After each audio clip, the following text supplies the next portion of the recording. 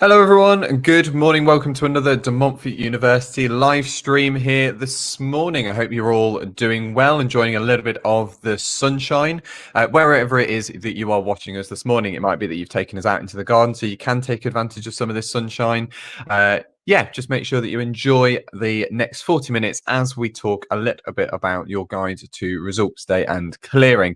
My name is Ben. I work as part of the school and college team here at Montfort University. As you can see, you've joined me from my slightly messy living room today. Obviously, this is how we've been doing a lot of these live streams over lockdown. So we hope that you find this one as informative as all the other sessions that we have been doing. So over the course of this session, if you do have any questions at all, you can pop those into the live chat. So if you're on YouTube, you can obviously access the live chat by going through to the YouTube page and you can comment in there. So do feel free to say hello. And like I say, if you have any questions, feel free to pop those into the chat box and we'll try and get around to those as soon as we can. I've got a few people that are going to be helping me out talk a little bit about results day this morning, and I'd like to introduce you to them now. First person I'd like to introduce you to is a fantastic colleague. He's just recently climbed a mountain. He'll probably mention that at some point in the live stream. He's just taught me off all about it. It is fantastic Dal. Hello Dal, how you doing? How you doing, Ben? Yeah, not too bad. I've not climbed a mountain recently though, so See, this is what you need to be doing in your life. This is what's going wrong for you. You need to get out there, get out into the nature, and go start to climb some mountains. Because for me, I wasn't a nature person whatsoever, but I have a serious appreciation now for everything that is green. So Let's put it something that that's way. come out of lockdown is Dal's new appreciation for nature. It is indeed, because before I had no interest in it whatsoever. If somebody would have told me, right, Dal, let's go for a walk or let's go do this or anything to do with nature or the environment, I probably would have been like, you know what, I just can't even be bothered to go and do it. You go do it on your own. And that is one thing I'm very appreciative of from this lockdown and this whole thing that's currently going on.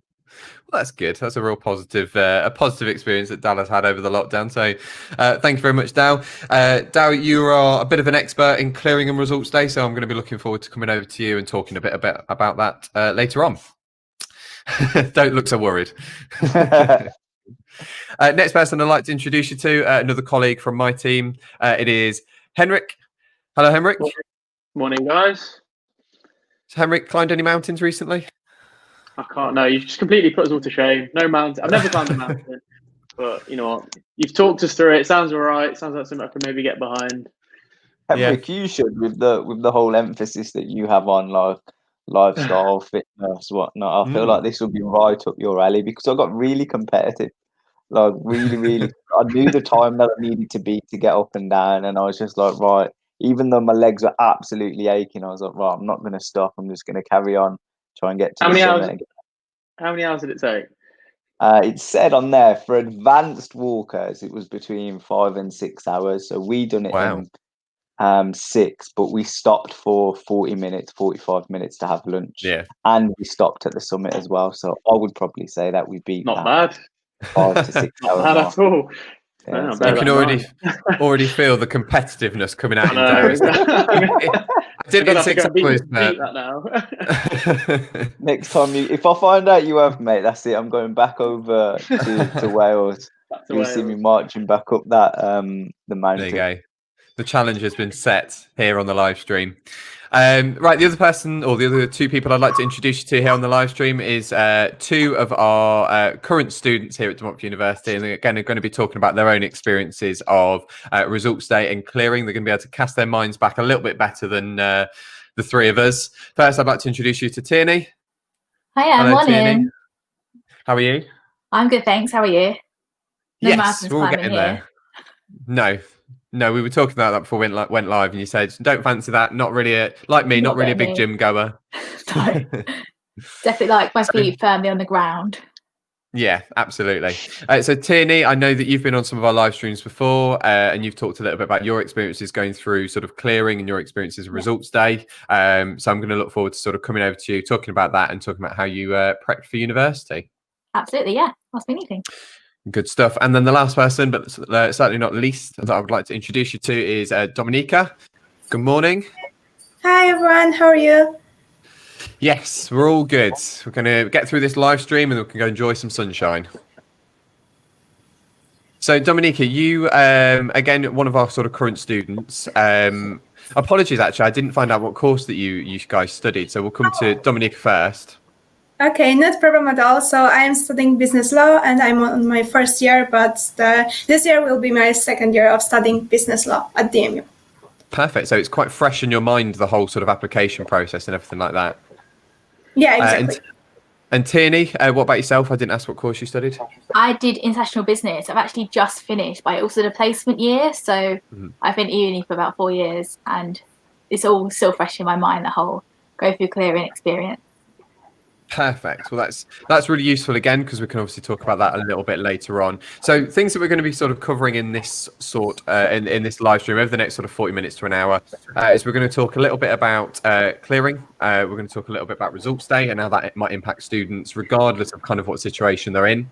So if you have gone through the regular UCAS cycle, then obviously looking forward to results day or being quite anxious about results day is going to be a big part of the next sort of week or so. And then obviously for those students that either met their grades, maybe just changed their mind, maybe didn't meet the course that they wanted to, clearing again is going to be very, very important for those students. So knowing a little bit about that and knowing about where those students and what opportunities those students have moving forward is going to be really important, and things that we're going to cover over the next, as I say, about 40 minutes. And then we're going to tie the end part of the live stream off with talking a bit about sort of prepping for university. And again, that's where Dominica and Tierney, your experiences are going to be really handy for us kind of going through that particular process. So just quickly, before we move over to talking a bit about results day, and I'm going to go over to Henrik for this, I'm talking a bit about where students are in that cycle and talking about what different types of students and where they're going to kind of be sitting. You might be currently holding an offer with the university, as I mentioned. So you might be, you've decided on your firm and your insurance choice. You know that you have a university in mind that you want to go to, and you're currently just waiting for results day to roll around so you can just confirm that place based on those grades if you've got those conditional offers. So obviously, hopefully with all results day all being well, you'll be getting into the university that you've applied to come September if you've met the grades that you need. Obviously, clearing, and the big part of what we're going to talk about today, clearing is there for those students who, again, perhaps didn't get into their firm choice. It's a bit of a backup option, and it's used for those students that maybe did fall slightly short. So there is still an opportunity for you to get into university and go over to a course that you're interested in. So as I say, we're going to talk a little bit about that later on. Again, you might never have made an application, so the whole clearing process might be completely new to you. And this might be the first introduction you have to actually applying to university. So again, that's going to be really important. Universities are already open for clearing. I know that Montfort University, we have opened our clearing line for a couple of weeks now. So if you are looking to start actually getting some offers and actually start looking at some of the courses and seeing what offers you can be made, you can start using clearing now as a tool to start making those offers. So again, clearing is a really powerful tool and something that you should definitely take advantage of, or even just have in the back of your mind, regardless of where you're at in the current cycle. So we've talked quite a bit about results day at this stage. Henrik, are you okay to just talk us through the sort of process of results day and things that students should be aware of? Of course, yes. So results day itself, so just thinking way back now to what, 2011, 2012, I think it was, if I remember correctly, when I got my results. You're going to be feeling one or two things. So it's either going to be like one of the best days of your life, or things might not quite go to plan. And that's why clearing could potentially be a really good tool for you guys to use. But just before I touch on that, I say just a few tips from myself before we even talk about results day. The night before results day, try get a good night's sleep. You're probably gonna have a lot of nerves. You might struggle to get off, that kind of thing. And then when you wake up in the morning, try get like a good breakfast, so you've got something in your stomach, so you don't have all those butterflies and the nerves and that kind of thing.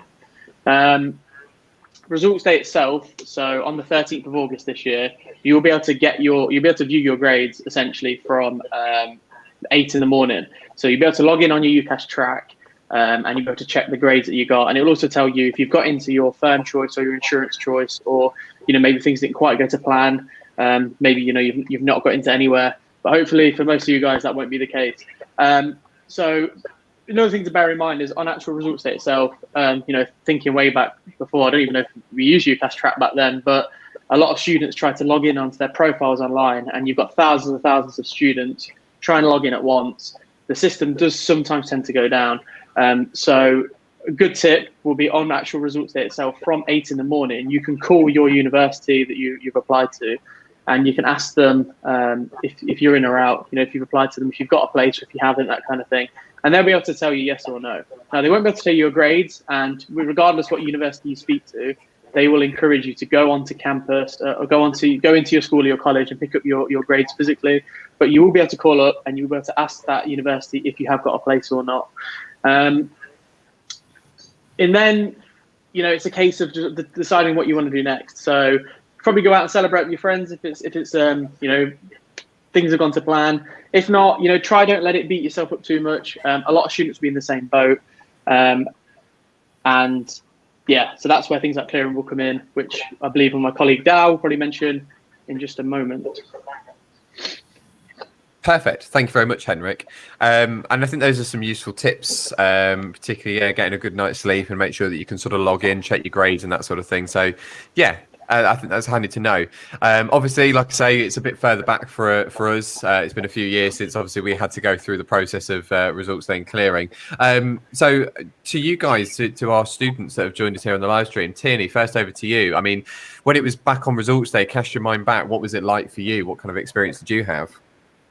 I went through clear. I didn't get the grades to get into my firm choice uni, so woke up that morning, checked my UCAS first, and obviously found out that I didn't have the university, but I didn't know my grades either. So that was a massive panic for a couple of hours before I could get into school and get my results. So yeah, I definitely had sort of like completely forgotten all about it over the summer I had, and didn't do any sort of prep into clearing. So that's something I would definitely recommend, is even if you don't think you're going to be going through clearing, definitely have a look at the process of it and have a look at what it actually is, like how it works. So basically what you do is just call up other different universities. The whole day for me was a bit stressful because obviously then I had to go through clearing. I had nothing. I had to figure out what I was doing and what my life plan was going to be. I had gotten into my insurance choice, but sort of decided on the day that I didn't want to go there. So that was just a bit of extra stress I added onto myself. So it was just a bit of a stressful day, but all worked out in the end. I had to get myself released from my other university by calling them up and sort of pressuring them to do it, which is something that doesn't happen now. You can now self-release on UCAS. So the whole process for everyone else may be a bit easier, but it's just having that experience or having that knowledge of clearing what it actually is prior. That would have been a lot more useful and a lot more helpful for me. Perfect. Thank you very much. And Dominica, for yourself, what was results day like for you? Okay, so my results day experience was unforgettable. I was very, very happy, and a couple of days later, I have chosen to study abroad, so in UK, even though I had never thought about it, but it was the best decision in my whole life, and I do not regret it. And in the beginning, I had chosen Coventry University, but then I changed my mind, and I had a phone appointment, and then I just got the unconditional offer from DMU. Perfect. Thank you very much. So as you can see there, obviously results day can be, and I think it's quite nice there was almost two different sort of sides to results day there. You know, Dominic, you had quite a positive experience, but Tina, you maybe sort of less so. So it really is about just sort of prepping for the day, being aware of what things could potentially crop up, and just having the tools available to you when it gets to that stage. So thank you very much for your insight, both of you. So we've talked quite a lot about clearing here, and obviously Tina, you mentioned it was a tool that you used to get your place at university. So I'm going to go over to Dal, who's going to talk a little bit about what clearing is, what the kind of process is, and things just to be aware of around that. So over to you, Dale. Cheers, Ben. I think my Wi-Fi went down a little bit there. So yeah, clearing in a nutshell sometimes has a negative connotation attached to it. A lot of people think that just because they missed out on their firm choice, or they missed out on the grades that they've received, oh my God, now I've got to go through clearing. So it doesn't really always bode well for the student. But what we want to try and get across in this short session is that that's not necessarily the case. Clearing for us is a second opportunity for you guys to go and study on the course that you guys want to go through. Thousands of students go through clearing every year, and as you see, Tierney, who's just recently graduated with us, has become a huge success off the back of coming through clearing. So please rest assured, if there's any students out there that are thinking that, you know what, I don't want to go through clearing because it might have this negative impact or this negative outlook, please, we can assure you that will not be the case. You might be in a situation where when you completed your UCAS applications in September to December time, that university was not on your horizon. You probably thought that, right, I want to go into a degree apprenticeship, I want to go get myself a job, because that's what I want to do. But with everything that's currently going on with COVID, we're not too sure how the employability market's going to pan out. We don't understand what opportunities are going to be out there for students. So thinking about going to university might be a useful thing for you guys to do. And clearing is a great tool to facilitate that for you. So we know that going to university for the next 3 years, hopefully we should all see how this pandemic plays out. So maybe it will bring some more stabilization to the world of employability. But on the plus side to that, you would have also gained yourself a fantastic degree through those 3 years. Other students that might be going through clearing, like I mentioned earlier, would be those that have not got into their firm or insurance choice option, or you missed out on your firm, so that means you're automatically going to your insurance. So just like Tierney, she missed out on a firm. She didn't really want to go to her insurance, so that's when she released herself from her insurance and went through clearing. Doesn't matter if you haven't made an application, because you can make this UCAS application after you have received your offer. But I really need to emphasize on the point that for you guys to accept your offer, you must create a UCAS application. You still have to write this personal statement. You could be in a position where you've changed your mind about what you want to study. So going back to that initial period of September to December, you might have really liked biology, but then you've done a module in chemistry, for example, that has taken your fancy later on within the year. So again, you've got that opportunity to change the course that you guys want to do. And all you guys need to do that is literally call up the university. So as Henrik mentioned and Ben has mentioned, our clearing has been operational for about 3 or 4 weeks now. So we've been receiving calls around students who want to get their new spaces on a different course. And all you need to do is literally pick up the phone, give us a call and we can make some eligibility checks to see whether we can provide you with an offer. We will ask you for your UCAS ID number, but again, if you haven't made an application, please do not panic. You can go onto any university's website and you'll see their clearing courses. You'll see what's available, and you can see whether, by calling or getting in touch, whether you'll be eligible to that university or to that course. You can receive as many verbal offers as you wish. So you could phone up and get verbal offers on a number of courses, but you could only accept one. And usually you have around 24 hours to make that decision. If you decide that the university isn't right for you, then again, you can carry on phoning around and getting those offers as much as you like. All you need to do once you've received the offer and you're happy with your offer is add the university and course to UCAS track and make sure that the course is right for you. On results day, as Henrik was mentioning, it can be a stressful day, but our advice to you guys is please, if you can help it, do not sleep in. Our call lines open very early. So if you're really on the ball and you miss out on your firm or you're not happy with your insurance choice, then you can get in and beat the crowds and try and get your verbal offer on the course that you want to go on to. Perfect. Thank you very much. That was a really good sort of concise way of looking at clearing. And Dow's there's again kindly mentioned the process of clearing, which again, you've made it sound super easy, which is great. But also we mentioned a couple of links. I'll pop those into the comments. So I'll just quickly flash those on screen again just here. So Dow mentioned again, there's loads of courses available. So you can head over to that link, and the links are also in the comments. So if you go over to there, you'll be able to see all the courses that are available and see what the grades are. And again, as Dal mentioned, they might be slightly different from the normal cycle. So it might be that you're in a pretty good place to get yourself onto one of our courses. And also, I've popped the phone number for the clearing advisors in the chat as well. So if you want to just go over to that and give those guys a call, they'll be able to run through any questions that you might have about clearing. Fantastic stuff. So Tierney, again, just quickly back over to yourself, because obviously we know that you went through clearing. Sorry to keep picking on you. But from your experiences when you were going through clearing, so you obviously made a few phone calls, you managed to find a course that you were interested in. Sort of how was that process for you?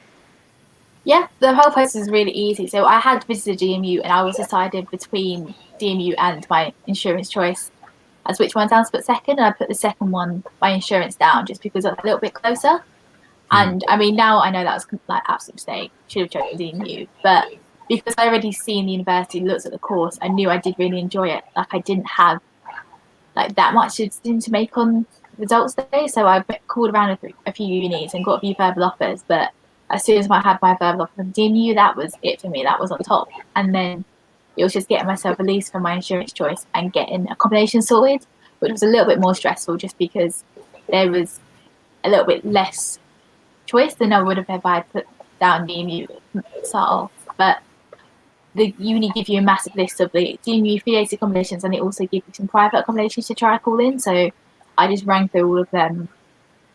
The most annoying part for me was I didn't have the chance to see them in person, but YouTube's absolutely amazing. So I found some like video tours on YouTube and things like that. So the whole process itself was quite like, it was a stressful experience, but DMU was amazing. They made it as easy as they possibly can for me.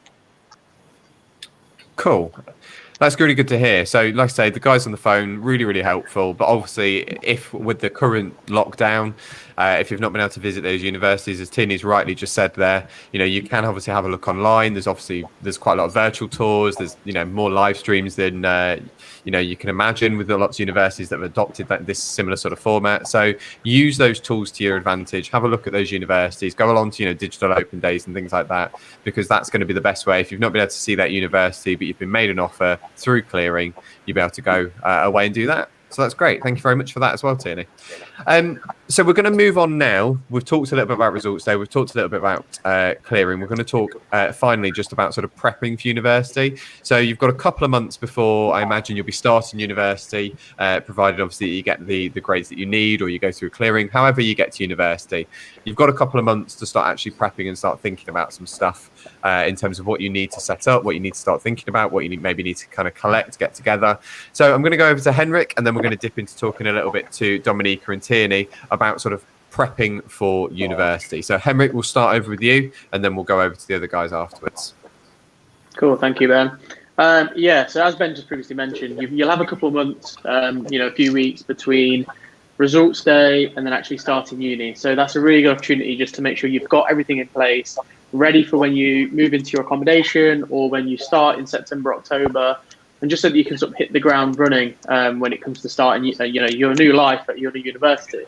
So the first thing to note is just constantly check any correspondence that you get from us or for any of the unis that you apply to. This could be emails, anything in the post, any information that we might require from you. Just double check anything, and anything we send out to you, just get it sent back as soon as you can. And then you want to start thinking about the other things that are going to make your student life, student experience a little bit easier. So one of the biggest things is to get a student bank account. Now, I think you can do this before results day, but if you haven't done it at that point, definitely recommend it. Personally, I went NatWest, I think it was, when I set up my student bank account. And the real selling point for me, the perk of going for them, was they gave me a free rail card. And that saves, I think a rail card's around £30, and it saves around a third on your rail fees. So it's something that's really good. It's going to help you, if you're someone that's going to visit friends, or you're going to get the train home, see your family, that kind of thing. It's going to save you a little bit of money. When you're a student, the more money you can save, the better. So any of those sorts of little incentives are going to make a massive difference. Another thing to quickly note is student finance. So hopefully you'll have applied for student finance. If you went through the main UCAS cycle, you'll probably apply for student finance, and that will probably be set up for you.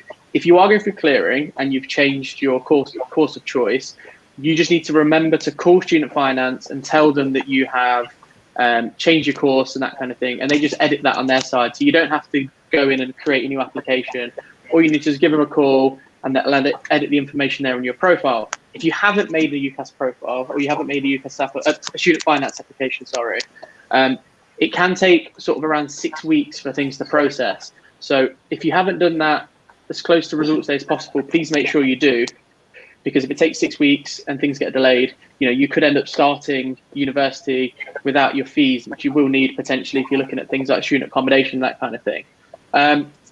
For the next point, we're just going to quickly touch on accommodation. So I'll bring in Dominica and Tierney for that one. So Tierney, you already mentioned accommodation and finding it after clearing.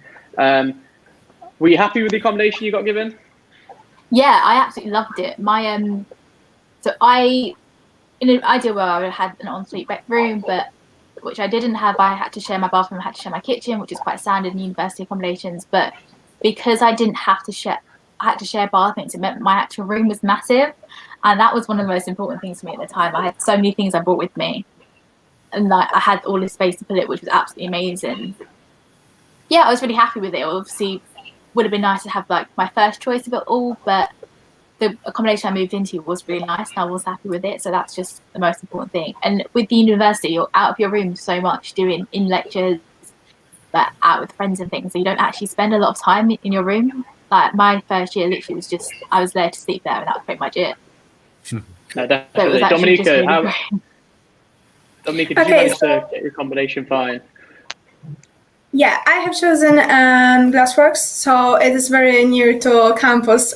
For example, 1 minute or even 2, something like that. But it's so close, and I'm really happy. I have chosen studio, but to be honest, on the third year, I think about something else. Like, if you know more people, you can just share the flat, and it will be easier for you. But yeah, I think that it could be a good idea to just book the ensuite or the studio when you are the first year students. It could be easier for you to go around and just meet new people, something like that, something like that, and then you will trust them, and it will be just easier, and but more like you will feel like more familiar with everything. So yeah, I think that it could be a good advice for you. Definitely. I think the thing with student accommodation as well is people tend to live in halls for their first year, and then when it comes to the second and third year, they tend to move out and live with their friends in maybe private housing or things like that anyway. So, accommodation is not the be all and end all, because at the end of the day, you get put with people you don't know anyway. So it's going to be an interesting experience for everybody, regardless what accommodation you get put in. I'm going to sort of open the next one up to everybody, I guess. Especially as for you guys, went to uni a while ago. But do you remember any items or anything that we needed to prep or anything we needed to buy leading up to uni that we needed to take with us? Your bedding, anything like that. A car. Did any of you take a car with you or that sort of stuff? I took a car with me. It was not biggest mistake, but it was a very expensive mistake that I made, taking a car to university. Most universities are in a city centre, Leicester, DMU being the same in Leicester city centre, and parking is expensive. It was expensive in my accommodation. It was expensive on-street parking when I moved into a house in my second year. So by third year, I basically just gave the car back to my parents. So it was just, it wasn't really worth it. I didn't need it. And Leicester's all walking distance. You don't really need a car to get around anyway. That might differ for the universities where, your accommodation's a bit further out. But for DMU, as Dominique has just said, the accommodation's really close by. So, I did not need it. Yeah, I definitely agree with you because I love car driving, so I really wanted to just bring my car. However, everyone explained me that it's not a good idea because everything is so close, and it was a good advice, I think. So yeah, I definitely agree with you. Dal, anything you recommend people definitely take with them?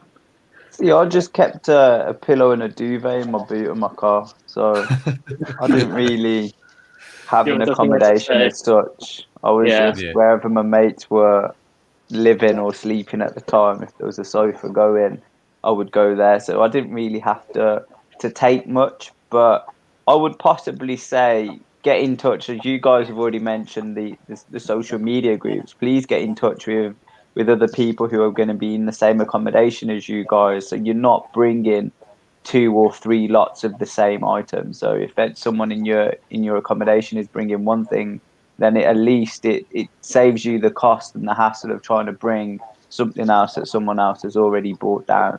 But my biggest tip was just make sure you have some of your. For me, I drove because my university wasn't based in a city, so I had to take a car. So I just left a lot of. I felt like my life was in the boot of my car. For a good 3 years. If anyone pinched my car at the time, they had everything that was of a prized possession. My Xbox was in there, my games was in there. It was all in there. So Tina, you just finished. Yeah. Have you moved back home now? Yes, I have. So did you feel like, when you're packing up your accommodation, did you just feel like you were bringing back loads of stuff that you're gonna have to somehow store at your parents and you've got nowhere to put it, basically? Yeah, so I did a placement year in my third year, but I lived in Leicester for it. So I essentially lived out of home for 2 years straight, and in that time had got a room full of stuff in Leicester, and then somehow I had a room full of stuff here. So I moved home and had to condense so much. The thing for me is I have a lot of clothes. Don't know where they've come from, but I have a lot of clothes, and I have 2 wardrobes here, and they're both full, and it's all spilling out. I've got stuff all over the house still now. But that was probably the biggest thing I would say about universities. Like, don't bring too much with you because you will buy more. Like, you'll have your loan come in, and when the loan day drops, like everyone goes to town, there's additional sales on, it's great. But don't bring too much with you because you will have the opportunity to get other things, and you'll get so many free t-shirts and things and free pens at fairs and stuff at uni. You just can get so many things together. So just sort of save on space, save on storage when you move into university. No, definitely. And Dal, you just mentioned as well, just a couple points ago, about joining social media groups. Yeah, definitely recommend that ahead of time. You might want to join social media groups for, typically they're like Facebook groups, that kind of thing, for your course or for your accommodation, that kind of thing. I remember before I joined, big into my rugby, that kind of thing, I joined the rugby group, whether that was a good thing or not. But and then you just sort of, you get familiar with people that you might spend, your next 3-4 years with. So definitely recommend that. Guess that nicely moves on to sports team societies, that kind of thing. So I think we've got a mix in here. Ben? You joined society, didn't you? Yeah, my main one is, and I wish I'd done it from my first year because I didn't join any in my first year. So I think biggest advice starting off with is when you get into your first year, go to the Freshers' Fair and just sign up for loads of different things, and then start going to those sessions and make an active effort to go to stuff that you enjoy. So the one I joined in my second year was the Media Society, Demon Media, and then I did that for 2 years. So that was really good. And then I ended up actually running the society as well. So that involved me sort of looking after the printed magazine that was published across campus. And I had my own radio show, which I did every week for 2 weeks. And it was just good fun. It was just something really enjoyable that I could do outside of my studies and just get involved in. Dad, did you play football at uni? Yeah, so when I went to uni, I was on a scholarship, so I had to play for the university sport teams. That was always on a Wednesday, which was pretty cool because you got to travel up and down the country and play against different universities. But I didn't join any societies. Like I didn't. One, to be fair, it's probably my own fault. I didn't really look into it.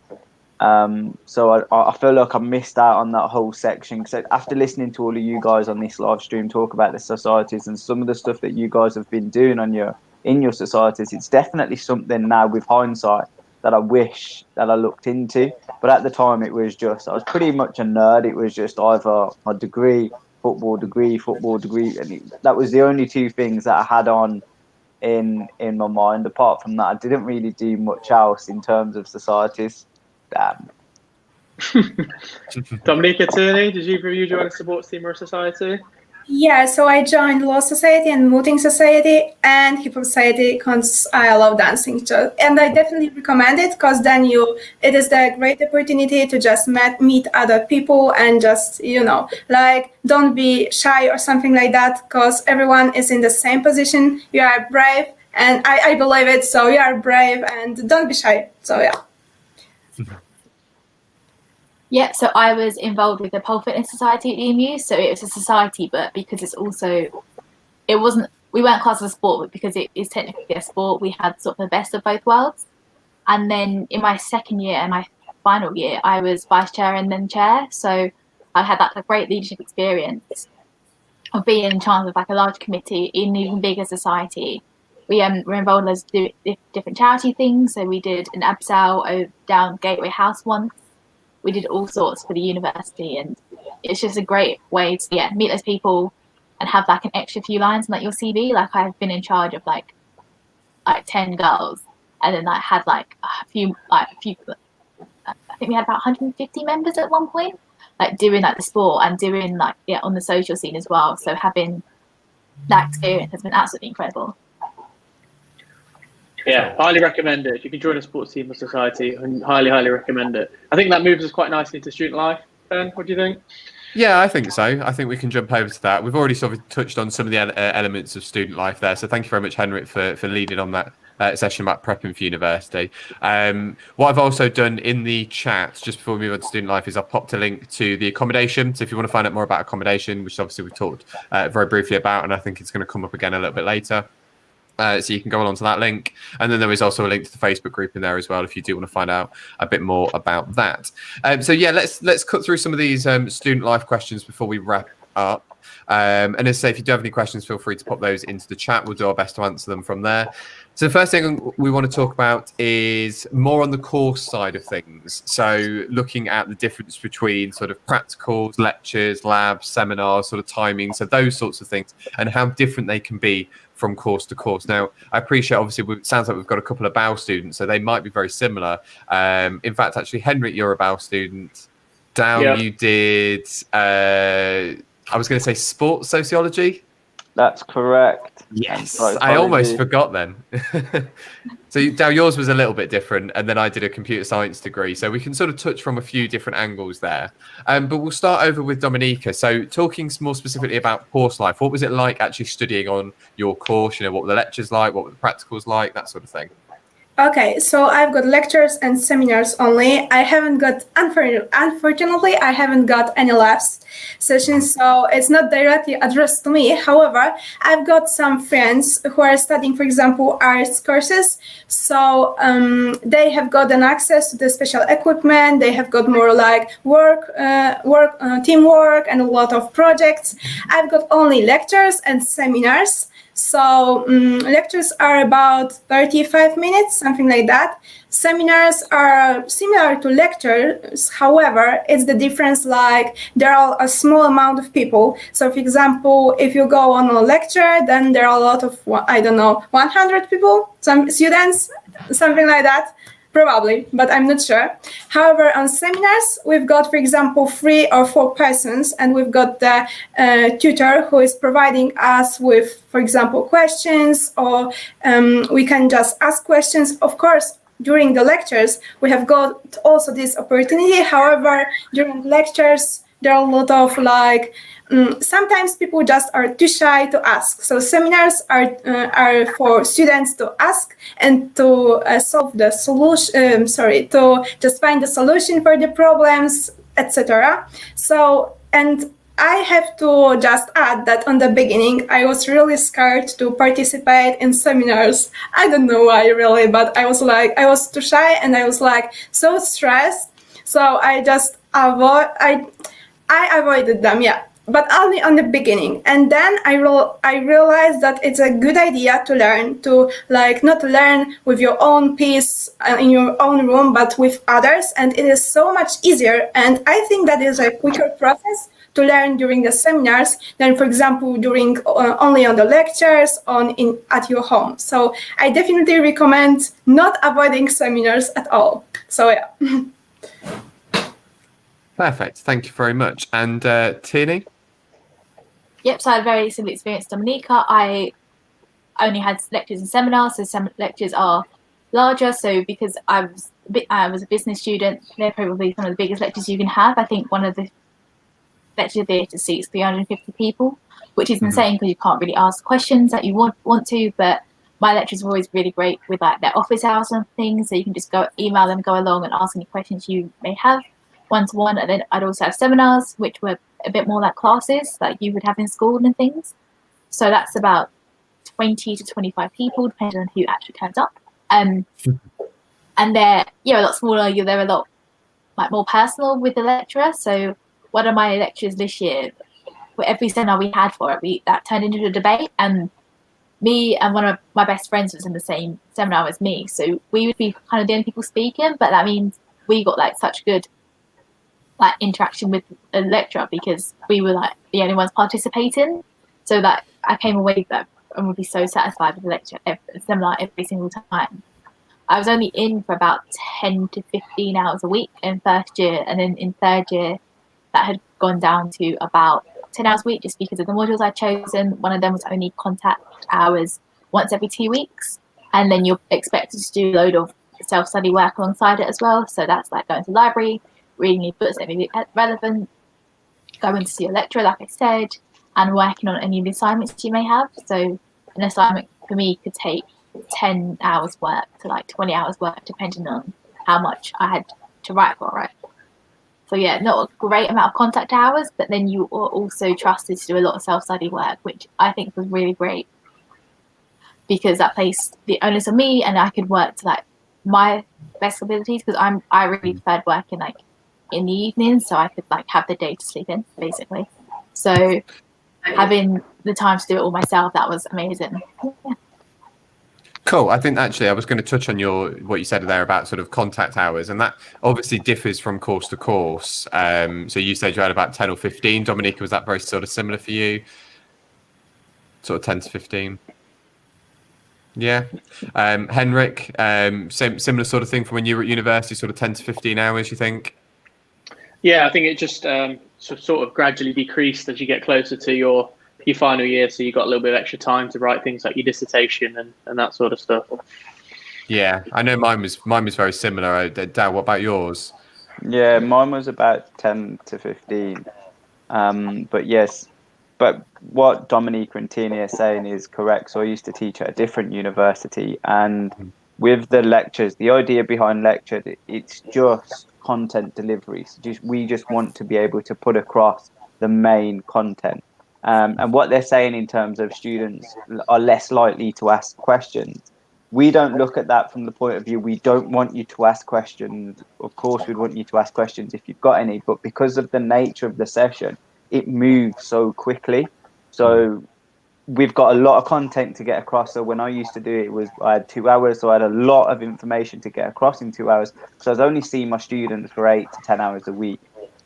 No seminar time. So Dominica was saying that she avoided them. Please do not avoid them. There's absolutely no reason as to why you should feel scared or you should feel shy about coming forward, because that is your opportunity to ask any questions that you're not quite sure of, anything that you weren't too confident to ask in front of other people because you think that other people get it naturally and you don't want to come across looking silly or anything. Seminar is a great time to ask those questions, but also to build those relationships with your tutors, because when you are teaching such a large cohort, it is sometimes difficult to get to know each individual student, and we use that seminal time as an opportunity to get to know you guys, understand how you guys work and what motivates you, what scares you and stuff like that. So it's a great way for us as well to build those relationships with you over the next 2 to 3 years or however long your degree is. Perfect. I think that's a really good way of actually tackling that, actually. And like you say there, Dale, some lectures can be like 2 hours. Some of the lectures can be just sort of 40 minutes. So it's very much content delivery. I know for some of my lectures, there was like 300 people in some of the big lecture spaces that we've got. But they were from like a range of different courses that just had like similar modules. But then we'd go away. And I think I might be the only one that really had lab sessions. Dale, you might have had a couple of lab sessions, not sure. But my lab sessions were in a computer lab, actually physically doing stuff. So that for that sort of core side of things, I didn't have so many seminars, but I had lots of opportunities to put some of the stuff that we'd learned in the lectures into practice, essentially learning how to do things like programming and coding, being on a computer degree. And the other thing I wanted to mention with the contact hours, we all had very similar contact hours, but again, you might find that some courses that's significantly more, some courses that might be a little bit less. So some art and design subjects are usually closer to sort of 8 hours, but something like pharmacy or nursing, they're a lot more intensive, and you might find that you're much closer sort of 9 to 5, even for some days, depending on what your sort of study hours are. And again, that will be very much in those sort of practical areas, working in those labs, and then in those lectures and things like that. We'll do a couple more questions. Oh, go on, sorry, Dal. Yeah, sorry, Ben. Just before you move on, one thing that I'd want to say is that I don't know about you guys, but for me, when I was making that transition from college into university, it was actually quite scary. It's actually quite daunting, thinking, you know what, the jump's going to be absolutely massive. Academically, will I be able to cope? Will I be able to understand? Am I going to be left behind? All of that sort of stuff. I don't know about you guys, but I started writing a PhD a couple of years ago. And I would say out of everything that I've done so far, my A-levels were probably the most difficult qualification or 2 years of my life that I've ever done. So if you guys have managed to get through your A-levels or your BTECs or whatever it may be, I can guarantee you'll get through your university degree. I don't know about you guys, but for me, I feel like my A-levels by far to date have been by far the hardest thing. I think the jump from GCSE to A-level is far higher or far greater than what the jump is from A level to degree level. I don't know what you guys think about that. I had the same experience. Oh, so Dominica, you go. No, you can start. Okay. So yeah, I had the same experience. So because I studied business, and a lot of people go into business at universities and they haven't done it at A level. It was my first year of A level of my degree was basically what I did for 2 years over A level, which was great. So that all of the equations that we learnt were the same. There was just a few more like essays, like longer essays. But other than that, like what I'd learnt in sixth form was exactly the same as I did in my first year at university. So I turned up, was expecting like this massive jump, and I felt like so comfortable with like what I was doing because I'd already done it all before and I passed it. Yes, my A-levels were also hard because I was not studying, but I was learning biology and chemistry. So it was quite difficult to learn it. So yeah, I just would like to add it. But now I'm studying business law. But in the past, it was something completely different. And I still could manage the time and manage everything to study law. So even if you were learning something completely different, you will be fine. I can just advise you to just chill and don't worry about it, because everything will be fine, and the lecturers are so helpful. So don't worry to ask questions. Yeah, and if I could just make one final point on that as well, I think the thing with A levels and especially like GCSEs, A levels, the scope of what you can actually study is really minimal. So you know your GCSEs, you have to do your maths, your English, your sciences. You can pick a couple of GCSEs here, and then when you do your A levels, you know you get to pick a few more subjects, history, whatever, psychology. But when it comes to actually going to university, you know there's over 50,000 courses, so you can really pick anything. If you've got a niche interest in something, like if you're really into watches, you can go study horology. Like there's all random stuff like that. There's so wild courses out there. The idea with uni is you're going to study something that you have a genuine interest for, and you're going to do that for 3 years. And then the idea is if you're studying something you have an interest for, you're probably going to find it easy. I remember when I was at school, I hated maths. I found it difficult because I didn't enjoy it. But when you're at uni, you're studying something you want to do. Maybe you've got a career in mind. It should just naturally make the whole process just that little bit easier. Yeah. I think so. Actually, I think now that's a really good point, particularly for those students that are worried about that transition, because it's a scary transition. One of the biggest things for me now that you've mentioned maths is I'm rubbish at maths. Like my maths is rubbish, so bad. It's weird because you're good at computers and stuff. So I know. Usually you'd put the two together and you'd be like, you know what, you'd be all right. I know. If I've got a computer in front of me, I can do the maths equation. But if I have to do quick mental maths, they'll go, "Oh, can you add up like these two things?" I'll be like, no. But we had to do quite a lot of maths in my first year for my computer science course. And there was just, I remember it so vividly, getting into my first year, sitting in that first lecture and her starting to talk about maths in relation to computing. And I was so worried, but it clicked so easily with me.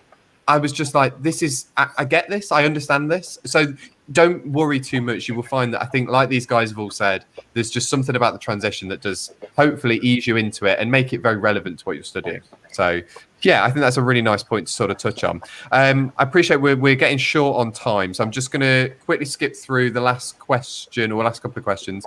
Tierney, I just want to very quickly touch upon your experience doing a placement or an internship, because there are going to be students out there that are looking at maybe some universities will refer them to as sandwich courses. So some students might be interested in doing a placement. So could you run through that process? Yeah, absolutely. So business courses really push placement, so they're either called a placement year in industry, or a sandwich course. But essentially what it is you spend your third year at university in a business doing anything you're interested in. So I personally worked at the university, so I worked in the public engagement team. So that was basically the outreach team. I was based specifically on schools outreach, so I'd done a lot of volunteering in Girl Guiding when I was younger, and that sort of translated perfectly into my placement year, and the sort of practical knowledge I'd learned on my course translated really well as well. So I worked in the team for I think about 11 months, just because I started quite late and had to go back to finish my third year or my fourth year at university. But I absolutely loved it. Like, I would recommend it to anyone to do a placement. You learn so much more in an office about how to work than you do in university. So like having a degree behind you is so valuable, and like the sort of theoretical knowledge is really useful, but putting that into practice in my placement year and running things like events and having my own projects, like I learned so much more, and I grew so much as a person just over that 1 year. So yeah, absolutely would recommend to anyone. So many people go into proper businesses as well. So I had a lot of friends work in like the fashion industry.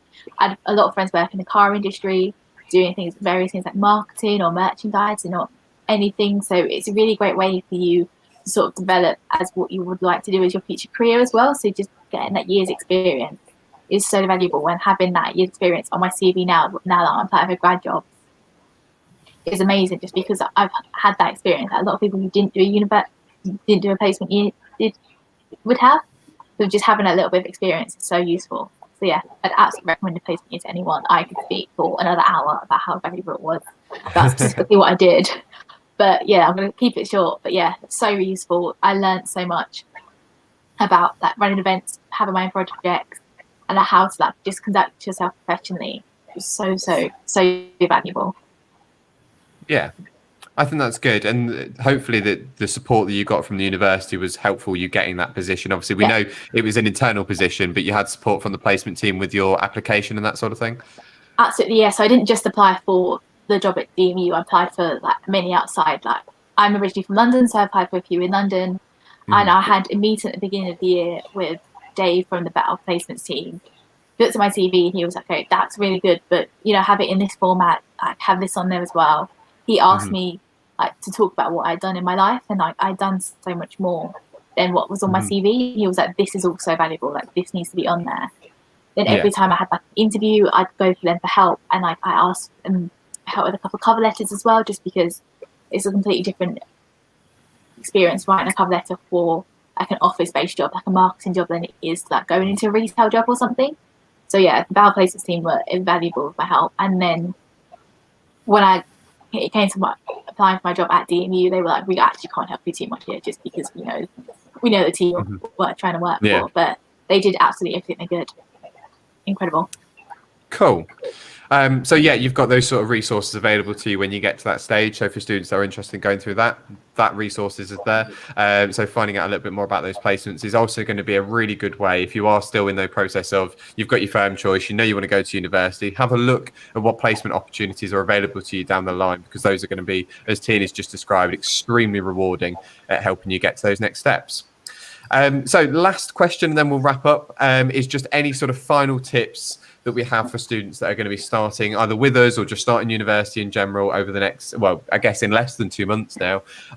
So we'll go around the group and we'll just go for any sort of final tips based on things we've talked about today. I'll start over with Henrik. Any sort of final tips?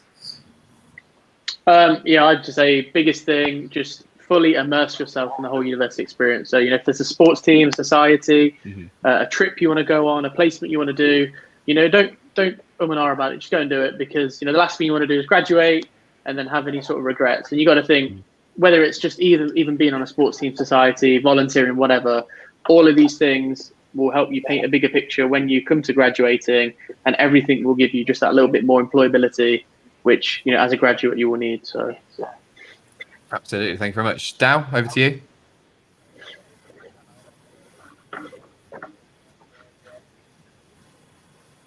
Oh, I can't hear him.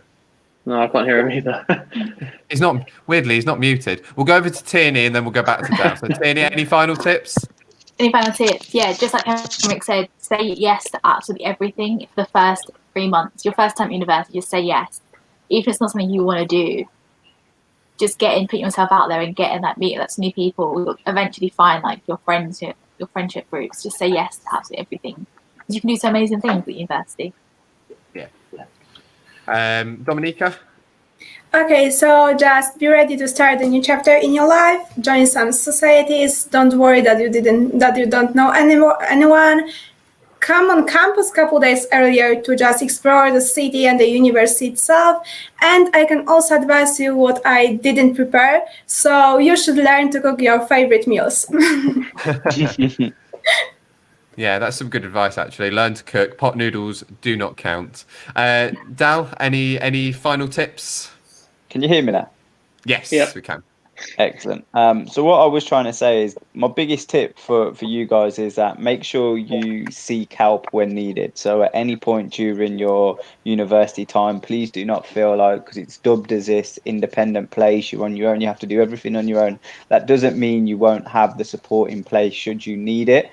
So the last thing that you want to do is compromise on the quality of your experience because you was unhappy with one area or one aspect. It could be within your academic life. It could be within your employability. You can't find the right work, or just socially you want to get involved in more social things. So your tutors are there for help. There are a lot of support groups within the student union. So if there's anything at all that's concerning you, please do speak up so we can make it the best time possible that you have at university. Mm-hmm.